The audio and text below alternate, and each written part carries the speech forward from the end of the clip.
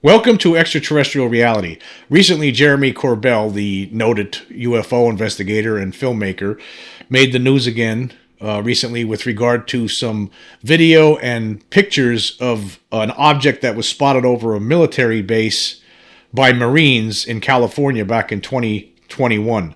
And there's been a lot of controversy ever since the release of these images. And we're going to talk about that now. I'll leave a lot of links in the description. So if you're listening to this, you could check out these links and you'll see see the images, the videos, all of that stuff. It first appeared on the Weaponized, which is a podcast run by Corbell and also reporter George Knapp and UFO investigator George Knapp. Very good podcast. Of course, these two guys have a pretty big platform when it comes to UFOs. And they've released a lot of different images over the past several months. There was the Mosul orb video, if you remember, which is a very compelling video of this strange object floating over a battlefield in the Middle East. But this one here, I have some criticisms with, and we're going to get into all of this.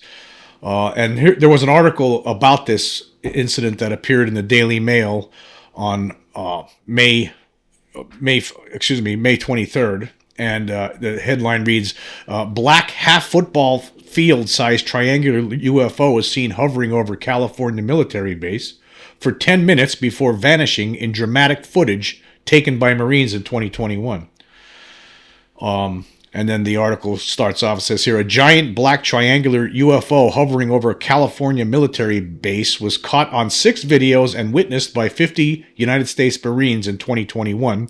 One stunning picture shot by an officer at Camp Wilson in Twentynine Palms, that's the name of the base, on April 10th, 2021, shows the apparently triangular object with lights on its edges above the desert mountains where it hovered for 10 minutes according to witnesses. Videos show the lights of what some of the Marines believe was a craft hanging in the dark sky shot between 8:24 p.m. and 8:30 p.m. At 8:25 p.m., one video recorded troops shooting a flare into the sky in an attempt to illuminate the object, which had 5 red lights. However, before they could fully illuminate the black triangle, it vanished without a trace.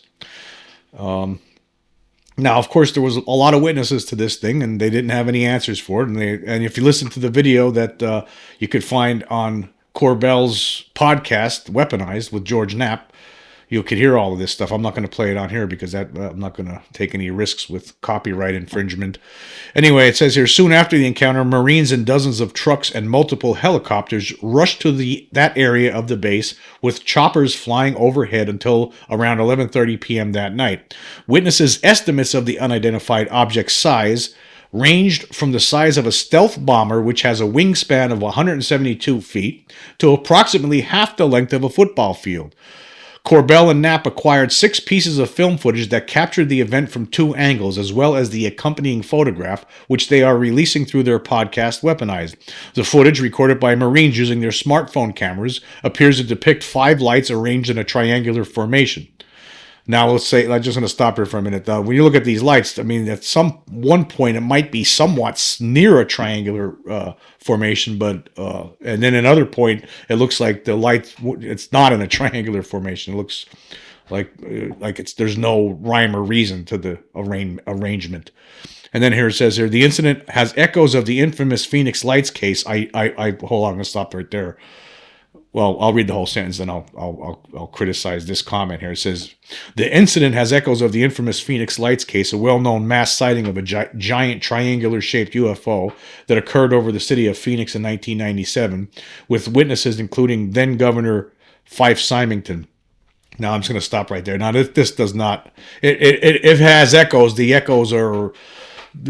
far, far away echoes, because the Phoenix Lights object was gigantic in nature compared to what this thing is. This was according to witnesses, it was as big as a stealth bomber, if in fact it is an object. And it continues here. It says, a mortarman serving at Camp Wilson during the 2021 incident spoke with Corbell and took a high-exposure photo on a smartphone, which revealed the outline of an object. The object appears to be triangular, surrounded by lights spaced evenly around its edge in a V formation. Sort of. I'm not sure if it's solid looking to me. I mean, that's just my opinion. The Mortarman, who DailyMail.com is keeping anonymous, described how one of his companions witnessed the object materialize from nowhere. One of my buddies was outside. He was looking at the sky and said it just kind of appeared out of nowhere. And we all came out and looked. And then slowly, like 50 plus people started coming out and looking. Those lights appeared out of nowhere.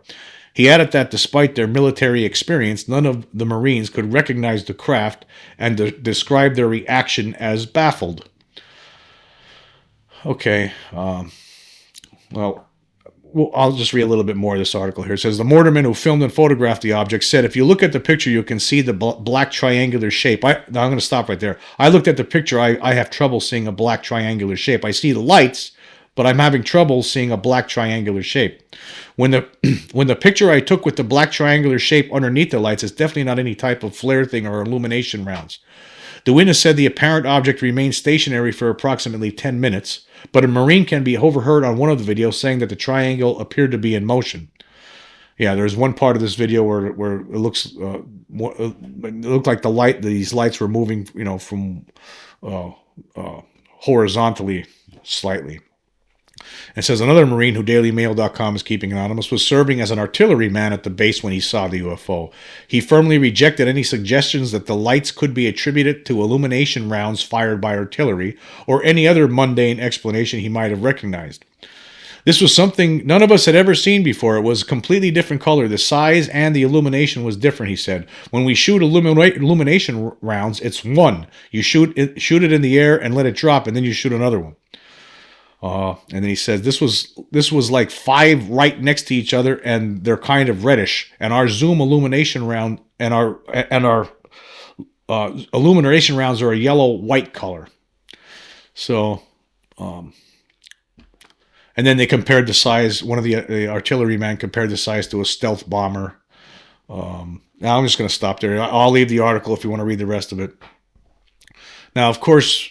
This was talked about. I mean, this became a big thing on Twitter the last few days, as you might imagine. Of course, debunkers weighed in.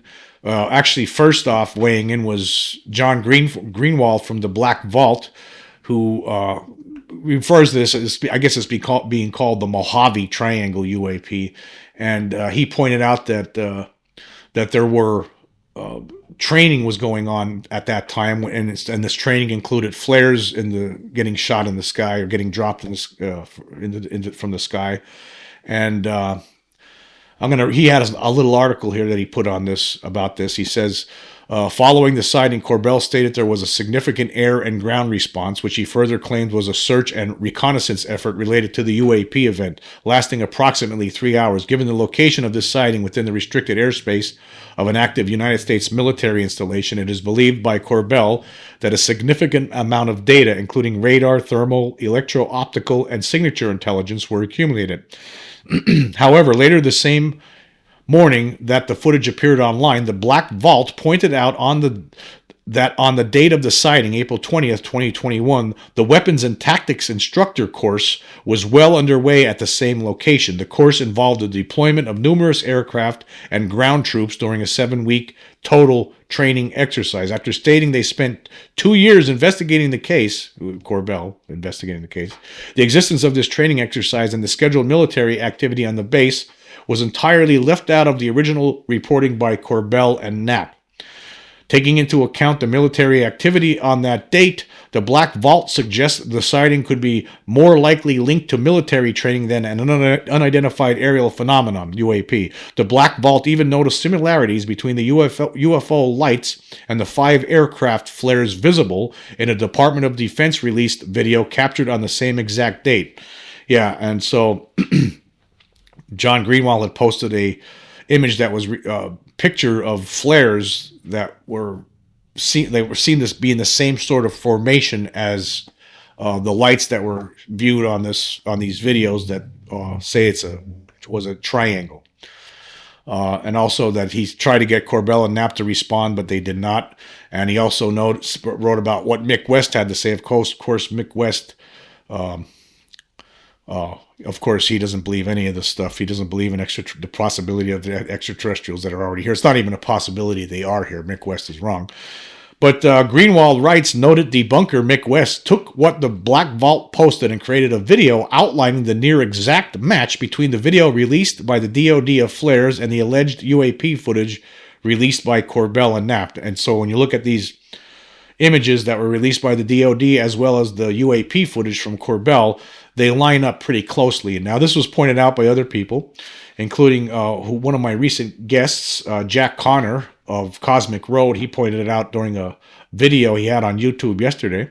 If you haven't checked out his channel yet, I would highly recommend it. He has a lot of good stuff on there.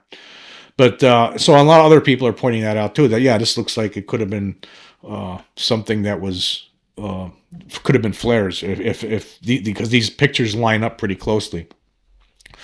But anyway, continuing with John Greenwald's article here, it says Corbell was asked by Gady Schwartz, host of NBC News Now, Stay Tuned, about the training exercise and if the flares depicted in the video could be the same object. And then Corbell stated that the problem is the duration.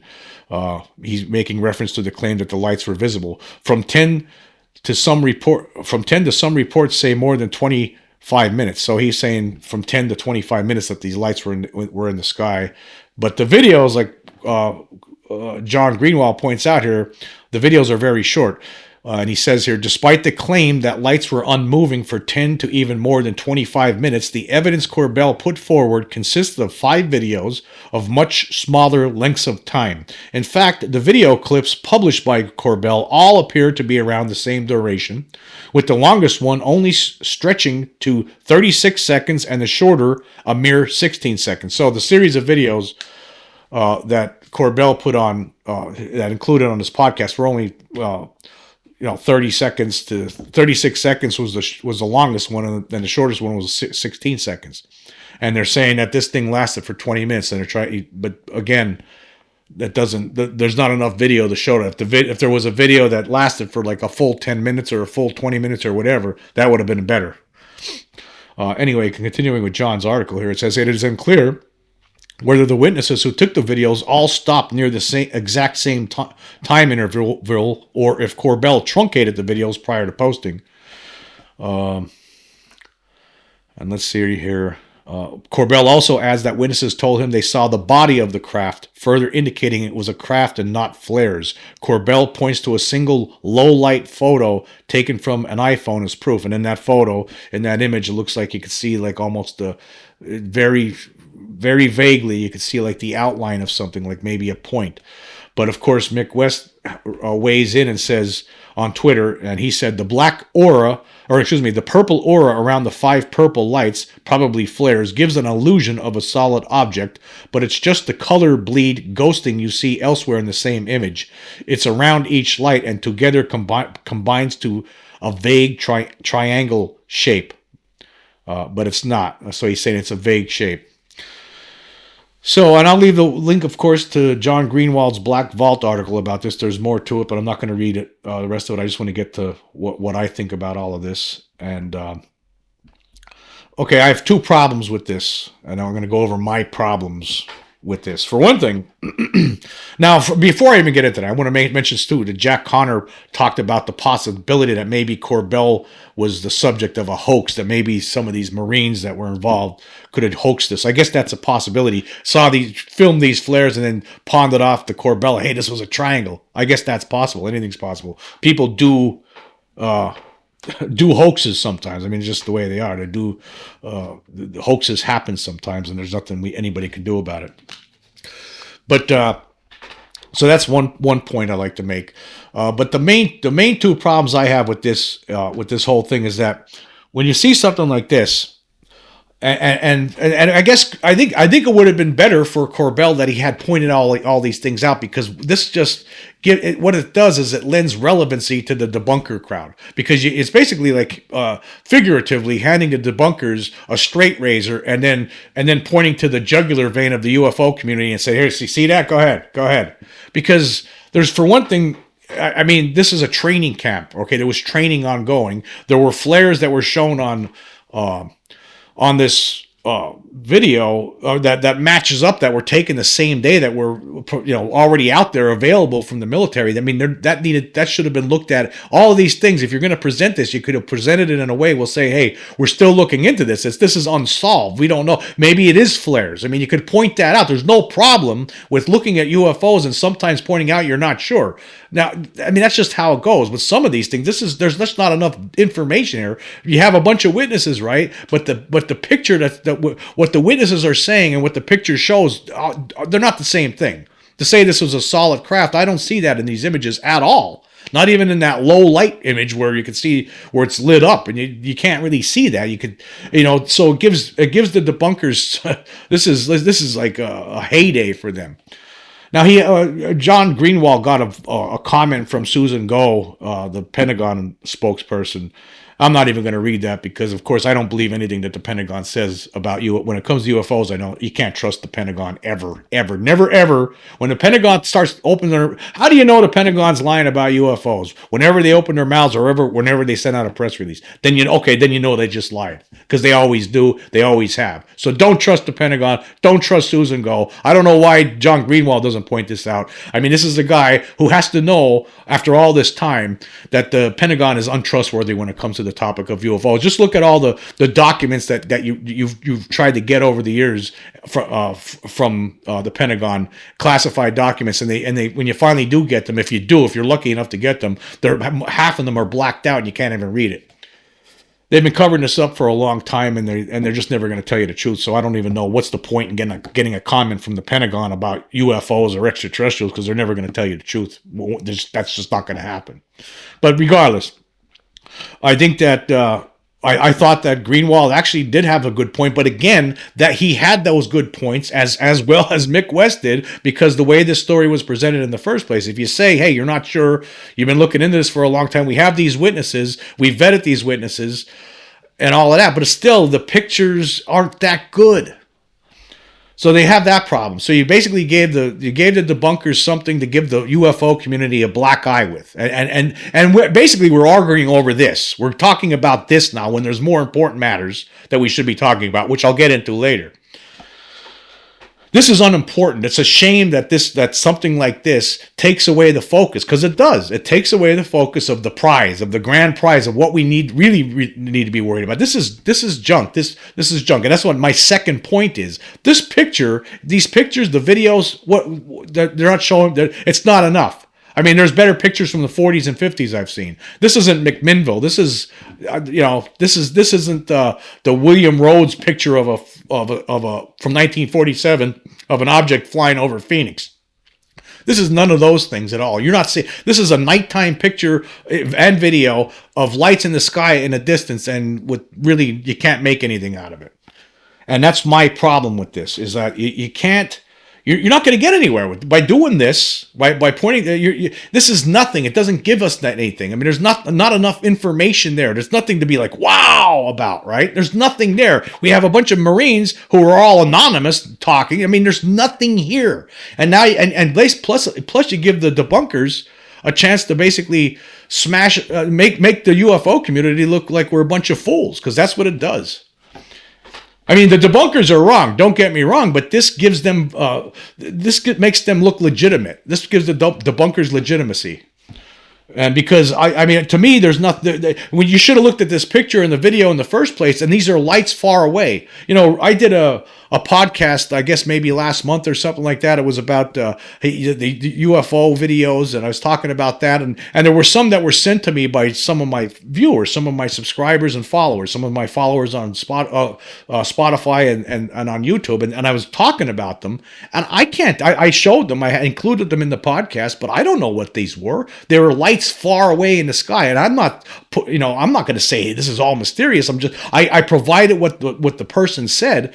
But I also made it clear that I don't know what these are. They're lights in the sky. These faraway lights in the sky mean nothing. They mean nothing. There's nothing exciting about it. Nothing. The Mosul orb, okay, that's different. It's broad daylight. You can see this object. There's no explanation for it. That's different. Lights in the sky far away, anonymous sources from some Marine training camp where they were dropping flares. That's not exciting.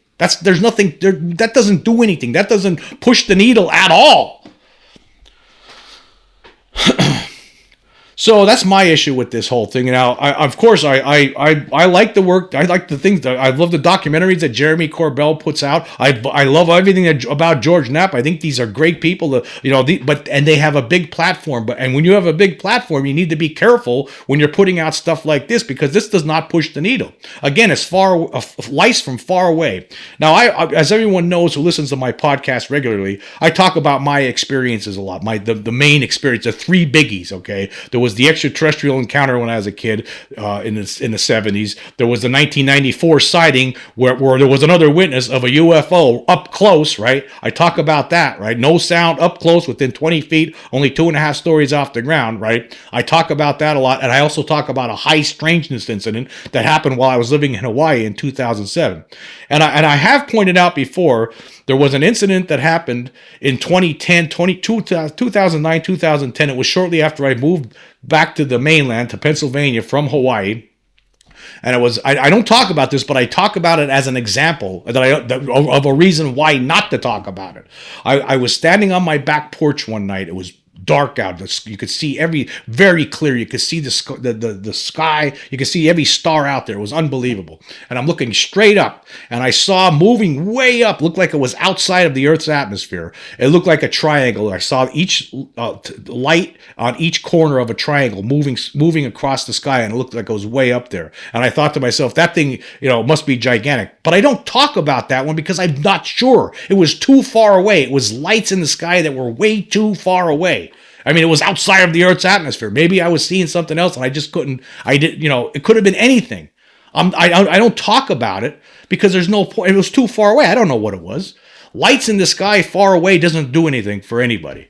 And that's why this video, it's much ado about nothing. And basically, it gives a relevancy to the debunker crowd, because you basically handed them something on a silver platter that they could easily criticize. I mean, they could point out they were able to line up the flares, right, that were actually provided by the military in a different video that already was out there that you could have looked at, and they lined up the flares with this, and then now it looks, this is no good. It doesn't give us anything. There's nothing there.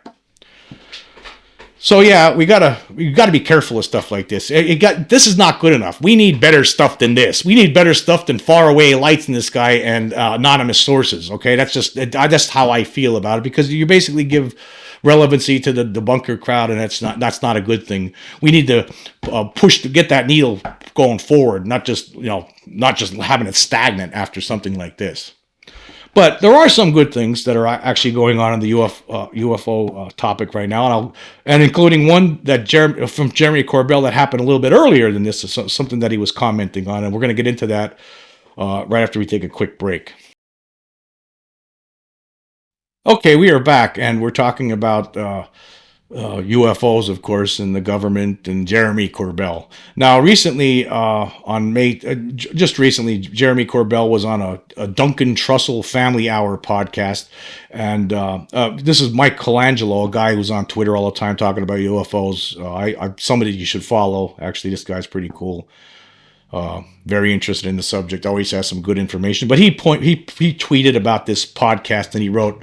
And this was just recently. So Jeremy Corbell received some upset phone calls from a lot of the witnesses who testified to Arrow right after that UAP hearing with Sean Kirkpatrick. They were upset because Sean Kirkpatrick said we have no evidence of ET, even though the witnesses gave Arrow the exact locations of the non-human hardware. He points out that journalists and documentary filmmakers, probably James Fox, will be exposing this information. Now, see, that's good information. That's the kind of stuff we need to push the needle.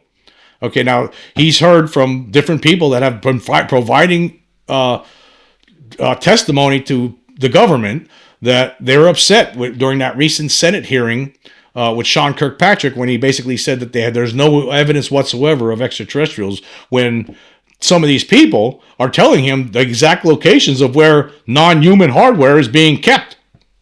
So that's great news. That's something we should be talking about. That's more important than some lights in the sky that we can't make heads or tails of, right?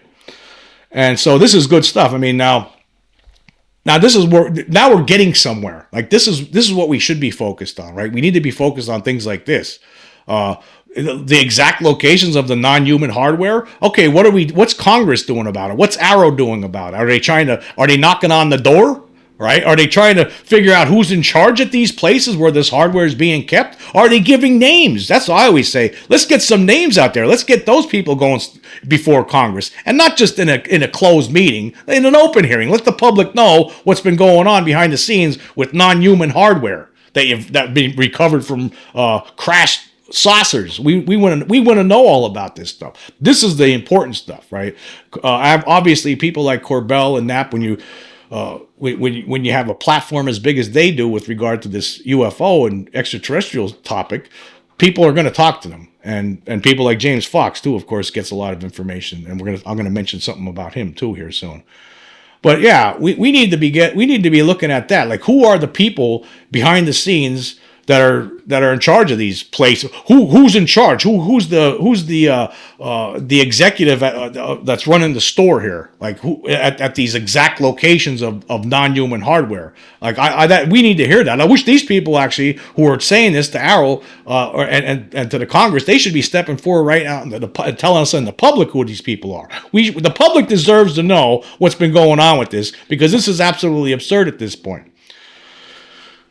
So yeah, that's good information. Again, this is a different kind of thing where we're hearing that, okay, there's people that he's talking to that met with Congress, right, and are telling an Arrow and are saying, hey, this is where the stuff is being kept. This is where the materials are. Okay, well, what's going on here? Well, maybe we need to get some, search warrant or something. How did they get this? Who got this stuff for them? Did somebody in the Pentagon hand it off to them and say, hey, go ahead, figure out what this is, and we'll say that you're a private contractor, and we'll make all this we'll make all this stuff proprietary, so we don't have to ever reveal what we find out in the field in Freedom of Information Act requests. I mean, what's going on here? That's what we need to be focused on. Not pictures that really don't say anything of lights far away in the sky. That doesn't really help. That doesn't move the needle, like I said. We need to find out more about this. But speaking of James Fox, now he had something interesting that he posted recently on Twitter, and I'll include this picture. He had a picture of a plane, a United States Air Force plane, landing apparently into Brazil back in the 90s, 1996, during the Virginia incident. Of course, the Virginia incident, as we all know, James Fox had recently released a documentary about that incident called Moment of Contact. And it was about the idea of the story of all these witnesses in Brazil. Something crashed in Brazil, and there was alien beings running around through the streets. And there were multiple witnesses who actually saw some of these alien beings. And actually, one person ended up dying because he touched one of these beings. And apparently, like I've talked about numerous times before, is that governments work together on this one. And this is no different, apparently. Apparently, the United States government stepped in and took charge at some point. Probably took the bodies with them back to the United States to hide them somewhere from the public and keep it secret. So scientists who believe that they're much more and more scientists and Pentagon officials who think that while they could deal with the truth, that we can't tell the lowly public about it because they're a bunch of morons and idiots. But anyway, James Fox had this picture here. It says, and he tweeted, he says, this could be the United States Air Force plane that flew into Campinas without authorization from Brazilian government. I will put the translation below in the thread. If anyone has info on this, please message me. I have a former United States Air Force guy helping me, but we need a clearer picture for tail numbers. So you can't see the tail numbers on this image. But anyway, it was in this Spanish language, so there was a translation here.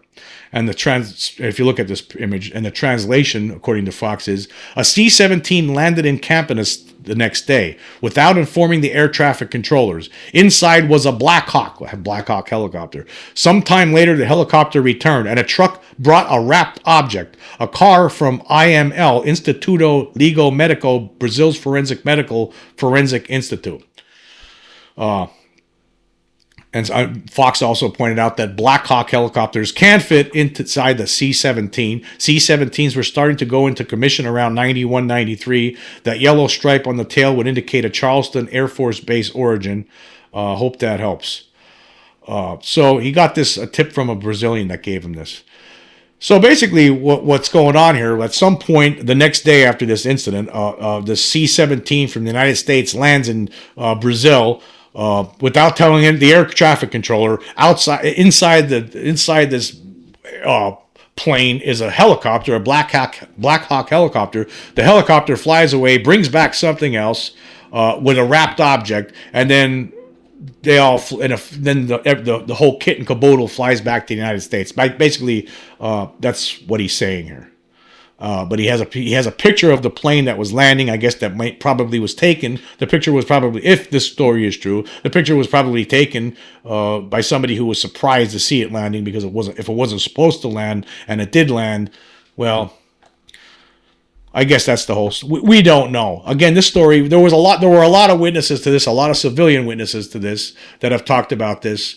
Apparently, these strange alien beings that had this ammonia type odor, a very overpowering smell to them that made you sick, showed up and were hiding out and running around this village, and were apparently at one point finally captured by authorities there in Brazil, and nobody knows whatever happened to them. Well, this could be what happened to them. These beings, whatever, or who knows what else, was probably shipped back to the United States, because there's probably, I'm certain of this, there's no question about it, that there are agreements between different countries when it comes to this topic, because the leaders of these countries don't want the rest of the world to know, doesn't want the civilians to know the truth of the matter. They've been covering this up for over 76 years, and it's not just the United States.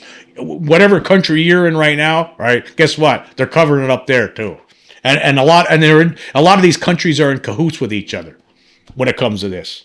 That's what's going on.